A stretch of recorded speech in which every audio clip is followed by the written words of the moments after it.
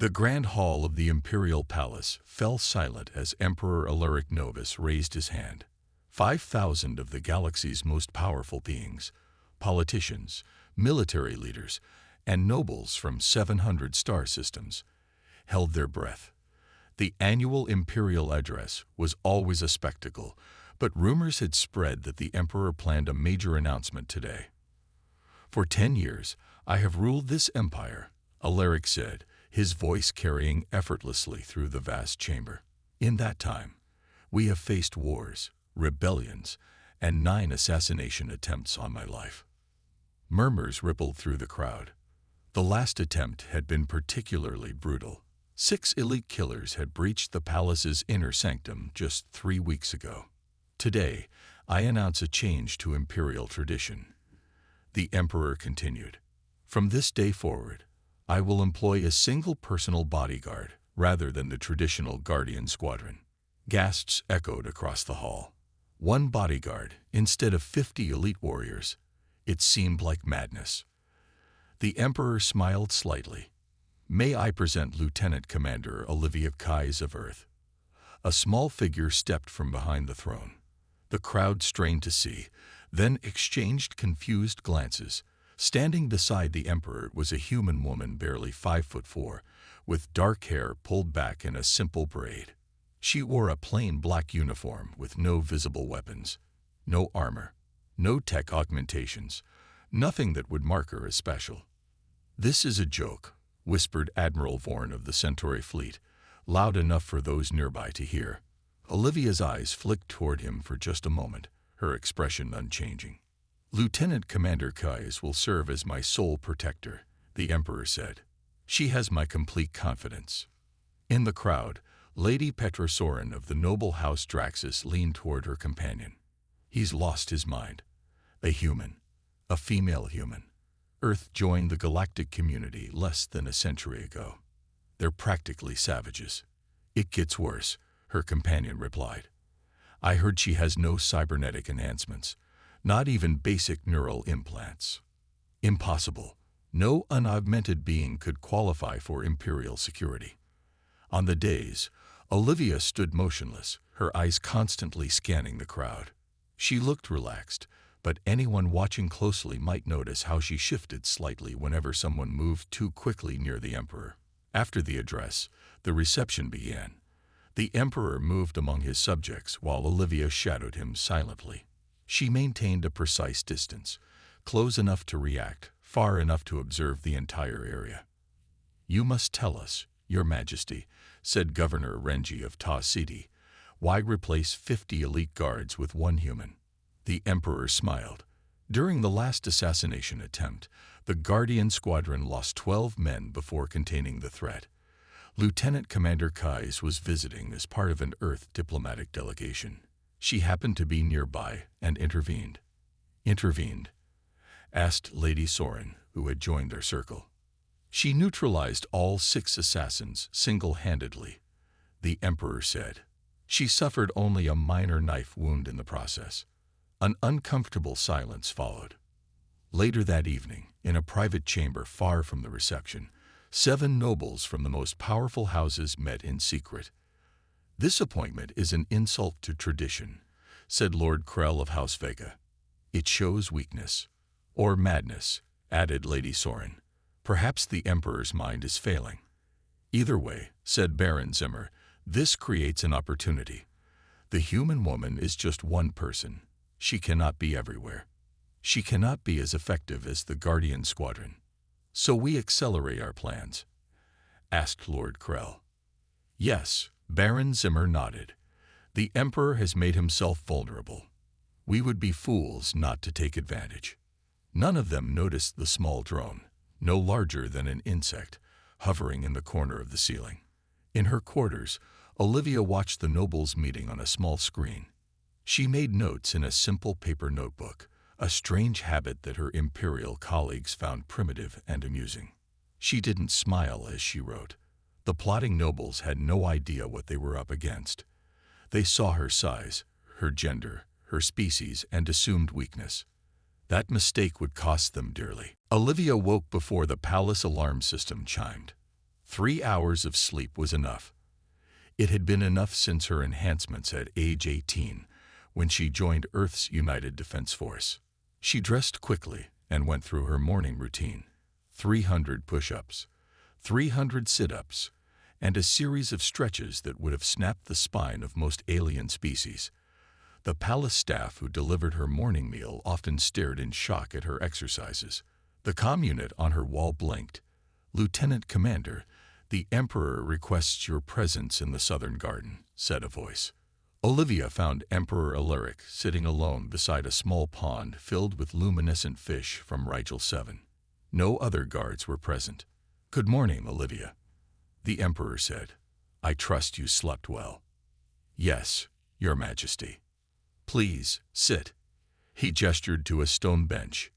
"We have matters to discuss." Olivia sat, her posture perfect, eyes constantly scanning their surroundings. "You've caused quite a stir in the palace," Alaric said. "The noble houses are in an uproar. 3 planetary governors have requested private audiences to express their concerns about your appointment." "I expected as much, Your Majesty." The Emperor smiled. "You know why I chose you, don't you? You witnessed my capabilities during the assassination attempt." "That's part of it." Alaric tossed food to the glowing fish. "But more importantly, I understand what the rest of the galaxy does not yet grasp about humans." Olivia's expression remained neutral, but her eyes narrowed slightly.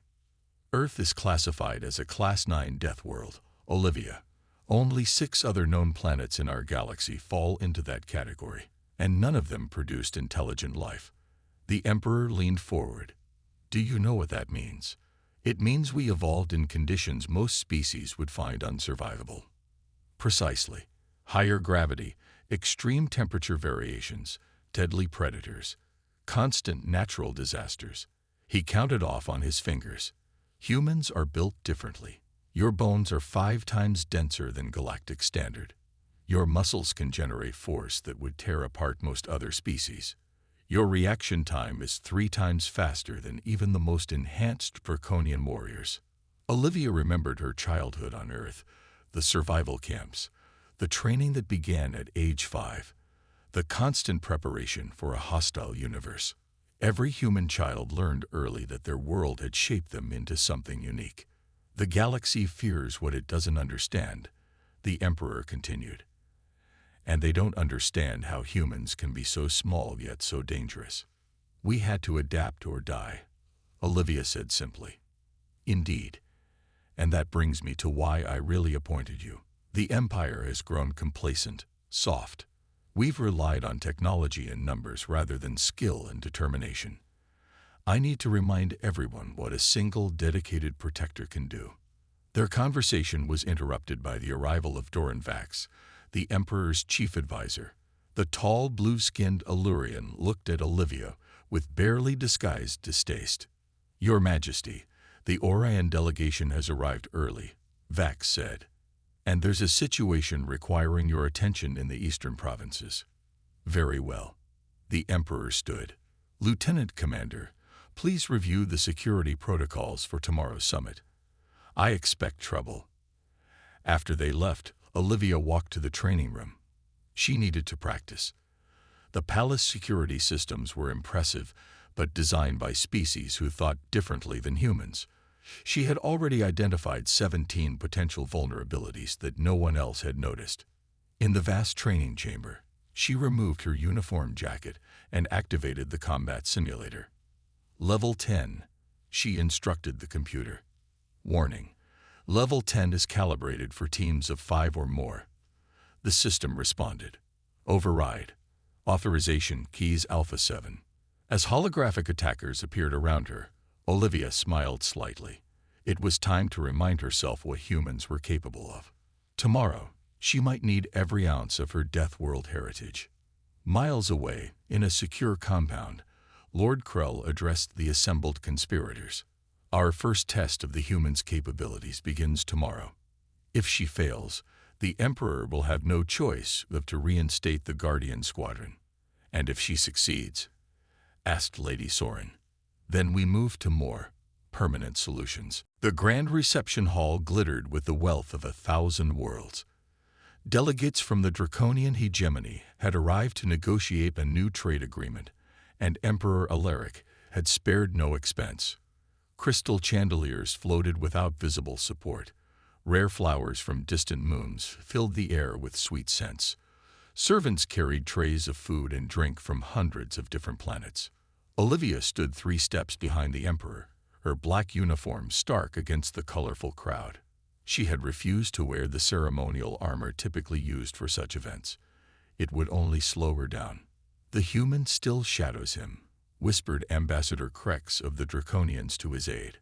"I expected he would bring proper security for our meeting." "Perhaps he means to insult us," the aide replied. Olivia heard every word despite standing 15 feet away. Enhanced hearing was another gift from Earth's harsh environment. The evening progressed smoothly until the 3rd course of the meal. Olivia noticed 6 servers she didn't recognize enter from a side door. They moved differently than the others, more deliberate, more aware. Her hand slipped to her hip, where a simple stun baton was her only visible weapon. The first server moved toward the Emperor's table, tray held high. Olivia counted the seconds. 3. The server was 10 feet away.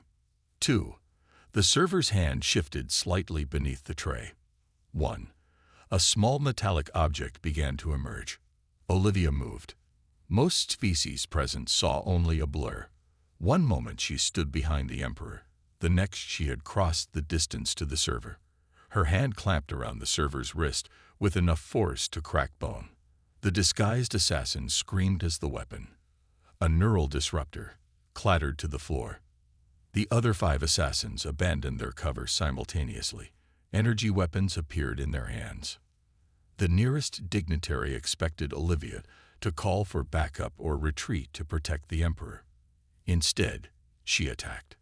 She launched herself at the closest assassin, moving with impossible speed. Her stun baton connected with his temple before he could fire. As he fell, she grabbed his weapon and fired in one fluid motion, hitting a second attacker in the chest. The remaining assassins spread out, trying to flank her. One fired, the energy beam scorching the air where Olivia had been a split second before. She was already rolling beneath the table, emerging on the other side to sweep the legs from under the 3rd assassin. Her elbow drove down into his throat with carefully controlled force, enough to disable, not kill. The 4th assassin managed to aim at the Emperor. Before he could fire, Olivia's thrown knife buried itself in his shoulder. He fell screaming as she closed the distance and rendered him unconscious with a precise strike to the head. The 5th and 6th assassins retreated toward the exit. Olivia vaulted over a table, twisted in midair to avoid energy fire, and landed directly in their path. What followed was too fast for most observers to follow. A series of strikes, blocks, and counter-strikes that ended with both attackers motionless on the floor. 11 seconds had passed since the 1st assassin revealed his weapon. The hall remained silent as Olivia returned to the Emperor's side. A thin line of blood ran down her cheek from a grazing shot, but she showed no sign of pain. "Secure the room," she ordered the palace guards who had finally arrived. "Check everyone." Ambassador Krex stared at her with new eyes, fear mixed with reluctant respect. What are you?" he asked. "Human," Olivia replied simply. That night, security footage of the incident leaked to the galactic networks. Billions watched as one small human female defeated 6 armed draconian special forces operatives in less than 12 seconds. In his private chambers, Emperor Alaric watched the footage spread across the galaxy with satisfaction. Fear of humans would keep his enemies cautious. Fear of Olivia specifically might keep them paralyzed. "First blood to us," he murmured. In her quarters, Olivia treated her minor wound and reviewed the security feeds. The assassination attempt had been too obvious, too easily thwarted. It felt like a test rather than a serious attempt. Someone was measuring her capabilities, and she had just shown her hand. 2 weeks after the assassination attempt, Olivia stood in the Imperial Gardens waiting for Doran Vax. The Emperor's chief advisor had requested a meeting. which surprised her. Vax had made no effort to hide his disapproval of her appointment. She heard his footsteps before he appeared around the corner. His blue skin looked pale in the morning light. "Lieutenant Commander," he said stiffly, "thank you for agreeing to meet." "Of course." They walked in silence for several minutes before Vax spoke again. "The footage of you defending the Emperor has been viewed 17 billion times across the galaxy. I'm aware. Many are impressed. Others are terrified." Vax stopped beside a fountain. "I must understand something. You killed no one during the attack, despite having the opportunity. Why?" Olivia considered her answer carefully. "It wasn't necessary." "Not necessary." Vax's 4 eyes blinked in sequence, a sign of confusion in his species. "They were trying to kill the Emperor. By our laws, lethal force would have been justified. On Earth, we have a concept called proportional response." Olivia watched ripples spread across the fountain's surface.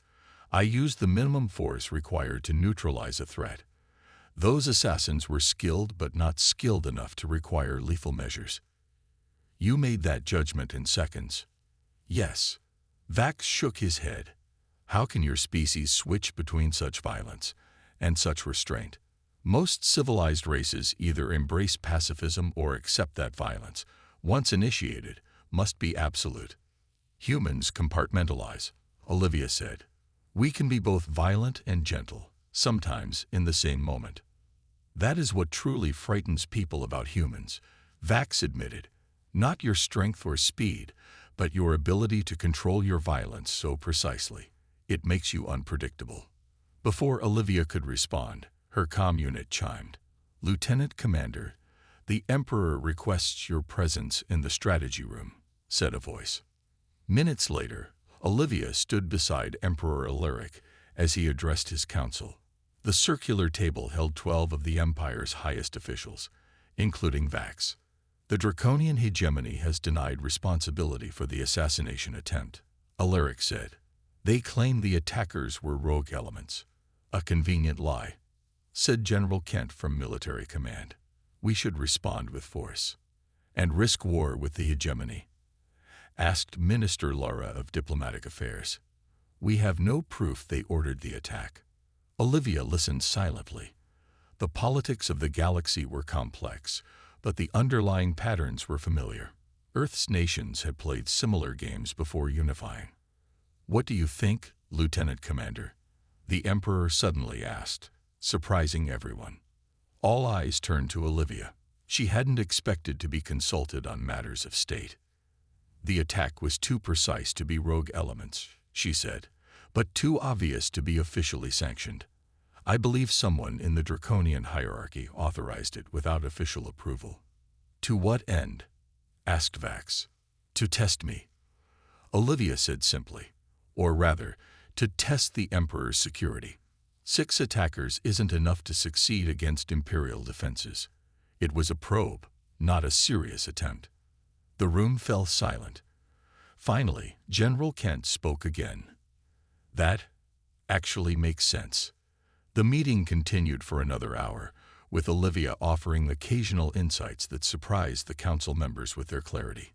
Afterward, the Emperor held her back. "You see patterns others miss, Olivia. It's another human trait I value." "Thank you, Your Majesty." "I'd noticed something else interesting," Alaric said. "Since footage of you defending me spread through the galaxy, 3 trade disputes have resolved in our favor, and 2 minor rebellions have suddenly lost momentum." Olivia nodded. "Fear can be useful." "Indeed." The Emperor smiled. "Though I suspect what truly terrifies them isn't what you did, but what you chose not to do. The restraint you showed suggests a capacity for much greater violence." "Yes, Your Majesty. The galaxy is rethinking what it means to be human," Alaric said. "And that serves our purposes perfectly." The alarms blared at exactly midnight. Olivia was already moving before the first tone finished. She had been expecting this. She reached the Emperor's chambers in 17 seconds, passing the bodies of 2 palace guards. They weren't dead, just unconscious from some kind of gas. "Your Majesty," she called, pressing her palm against the door scanner. "Enter," came the reply. The Emperor stood calmly by his window, dressed in a simple robe. "It seems our enemies have grown impatient," he said. "Yes." Olivia checked her handheld scanner. "Palace security systems are compromised. Communications are down. The guard squadron is locked in their barracks. A well-planned coup," the Emperor noted without apparent concern. "We need to move," Olivia said. "This room will be breached in under 3 minutes." She moved to a seemingly ordinary section of wall and pressed a hidden panel. A narrow doorway appeared. "This way." The passage was dark and tight, an ancient emergency route built centuries ago and forgotten by most. Olivia led the way with a small light. Behind them, they heard the Emperor's chamber door explode inward. "Who you think it is?" the Emperor asked as they hurried through the passage. "House Vega, House Draxus, and House Centauri," Olivia replied. "Based on my intelligence gathering, they've been planning this for months. The draconian attack accelerated their timeline." "You knew this was coming." "I suspected. I've prepared accordingly." They emerged into a lower level of the palace, the ancient foundations rarely visited by anyone. Olivia guided the Emperor through a maze of corridors until they reached a small room containing basic supplies. "We'll rest here briefly," she said. "The rebels will be searching the official escape routes." The Emperor watched as Olivia checked her weapons, a stun baton, 2 knives, and a small energy pistol. "You appear very calm for someone facing an empire-wide coup." Olivia paused. "On Earth, we train for worst-case scenarios from childhood. This is actually less stressful than some of my training exercises." A noise from the corridor made her freeze. She motioned for silence and moved to the door, listening. Then she slipped out into the darkness. The Emperor heard nothing for 30 seconds. Then a brief scuffle, a muffled grunt, and silence again. Olivia returned. "Scout, probably separated from his unit. He's unconscious but will wake soon. We need to move again." As they wound deeper into the palace foundations, the Emperor studied his bodyguard. "You're different now," he observed. "Your movements, your eyes. Something has changed." "Yes." Olivia checked another corridor before motioning him forward. "Humans have what we call combat modes, different mental states for different situations. And what mode are you in now?" "Protection mode," she said simply. "When a human is protecting someone they're responsible for, certain changes occur. Increased adrenaline, heightened senses, reduced pain response. Your species evolved these traits." "Yes, particularly in females. On Earth, we call it mama bear syndrome. It's most pronounced in mothers protecting children, but it exists in all of us." Their conversation ended as they heard multiple footsteps ahead. They ducked into a small alcove as 8 armed soldiers passed by. "Elite forces," Olivia whispered. "House Vega insignia." Once the soldiers passed, they continued until reaching a massive door made of ancient metal. "The old command bunker," the Emperor said, recognizing it. "I thought this was sealed permanently." It was. Olivia placed her hand on the scanner she had installed weeks earlier. The door opened silently. I unsealed it, prepared it as a fallback position. They entered the bunker, a fully functional command center with communications equipment independent of the palace systems. "From here, we can contact loyal forces," Olivia said. The Emperor turned to her, seeing the focused intensity in her eyes that wasn't there before. For the first time, he felt a flicker of unease at what humans were capable of. "You knew exactly how this would unfold," he said. "No," Olivia replied, checking the systems, "but I planned for it anyway. That's another human trait your empire will need to understand." 2 days had passed since the coup began. Emperor Alaric watched as Olivia studied the tactical display in the bunker. "The rebels control most of the palace and the surrounding city," Olivia said, "but they're getting nervous. They expected to find you within hours." "And what do you propose we do?" the Emperor asked. "Wait for loyal forces to arrive." Olivia shook her head. That's what they expect. We need to take the offensive. Offensive. The Emperor raised an eyebrow. We are 2 people against hundreds. Numbers don't always matter. Olivia opened a small case she had stored in the bunker. Inside were items the Emperor didn't recognize. On Earth, we study the history of warfare. One tactic has proven effective across thousands of years, which is psychological warfare. Olivia began applying dark substances to her face from the case. The rebels believe they are the hunters. I will show them they are the prey. The Emperor watched as she transformed herself with the face paint.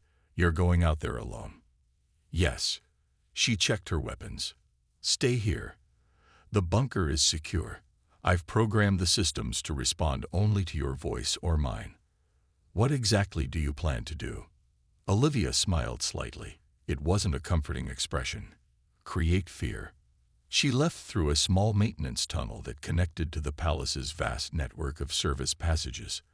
The rebels didn't know about these older routes. They weren't on any modern maps.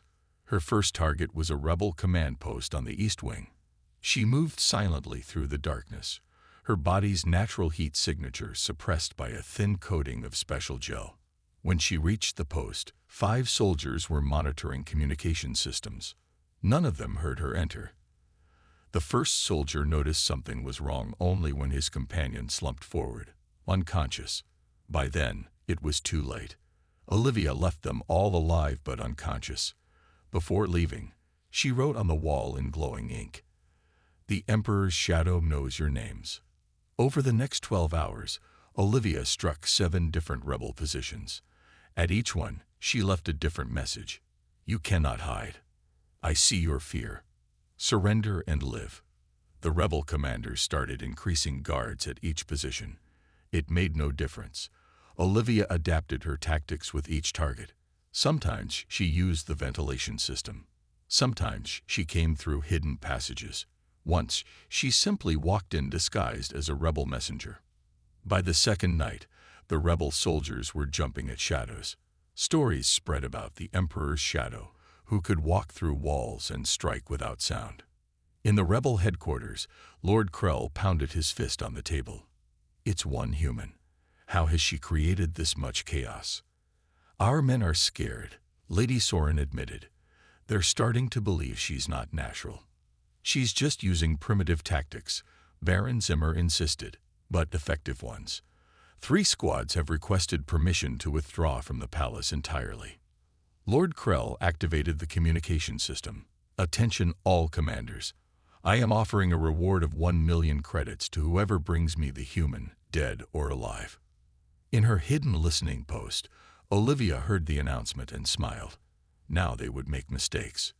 She returned to the bunker to find the Emperor reviewing data from across the Empire.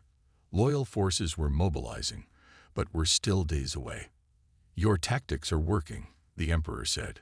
Rebel communications indicate growing dissent in their ranks. Humans learned long ago that fear can be more powerful than weapons, Olivia replied, cleaning her face paint.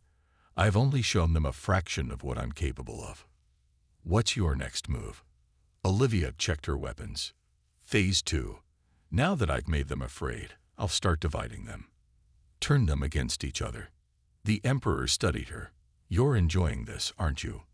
No, Olivia said honestly, but I'm good at it. Humans always have been. 5 days into the coup, Lord Krell stood in the palace's main control room. His plan was falling apart. 30% of his forces had deserted. The rest jumped at shadows.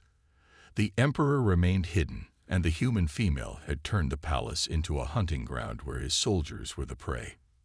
We need to end this, Lady Soren said. The Loyalist fleet will arrive within 2 days.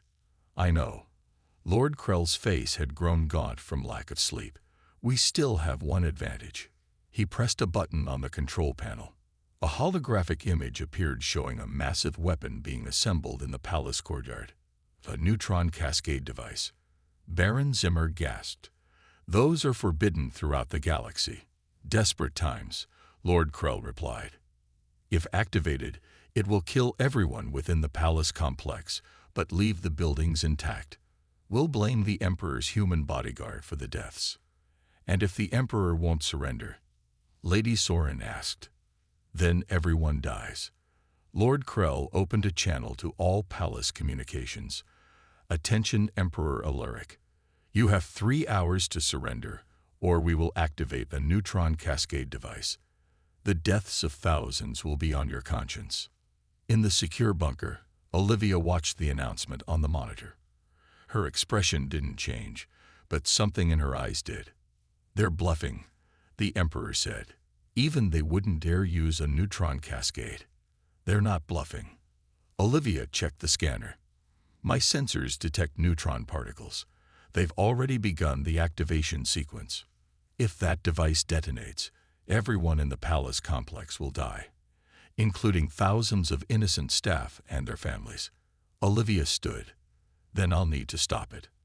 That's suicide, the Emperor protested. Even you can't overcome the guards they'll have around such a weapon.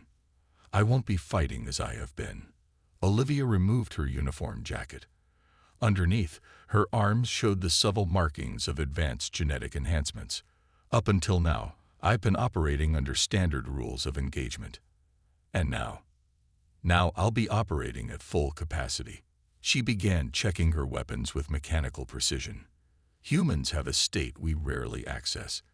In ancient times, it was called berserker mode. What does that mean? It means no limits.